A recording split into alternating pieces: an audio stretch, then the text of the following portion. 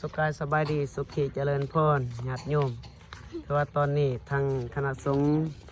นักเรียนนักศึกษาก็แมนมาทัศนะอยู่สถานที่อยู่พระธาตุไส้โดยเฉพาะแมนอยู่อนุสาวรีย์พระเจ้าสัญญาเศรษฐาธิราชถือว่าทางอาตมาหรือว่าทางครูบาเองจะพาท่านผู้ชมไปเบิงบนยอดสูงๆผลเด้อนี่ให้ญาติโยมได้เบิงให้เอฟซีทุกท่านทุกคนถือว่าเบิงนี่แมนกสิมีการอนุรักษ์สัตว์โดยเฉพาะแมนเขาปั่นควายเพื่ออนุรักษ์ให้นักเรียนนักศึกษาให้น้องน้อยปัญญาชนให้คนรุ่นหลังได้เห็นได้เบิงเอาจับให้กูบันถอนไป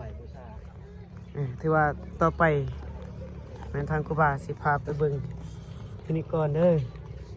ทางครูบาสิพากันไปเบิงอยู่นี่ก่อนจะลุ่นเข้าไปก่อนกันเด้อถือว่าสุดนี้แม่นทางครูบามันมาเทื่อสุดที่สองถือว่าสร้างโตบักใหญ่ใหญ่ถือว่าพระเจ้าสัญญาเศรษฐาธิราชถือว่าบ้านเกิดเมืองนอนตามเราประวัติความเป็นมาเนี่ยมันพระเจ้าสัญญาเศรษฐาธิราชเนี่ยมันบ้านเกิดเมืองนอนมันอยู่แขวงอัตตปือไรญาติโยมเฮาที่ว่าในสมัยพระเจ้าสัญญาเศรษฐาธิราชเนี่ยมันถือว่าเป็นผู้ที่สร้างสาวัดวาอารามอยู่ในประเทศลาว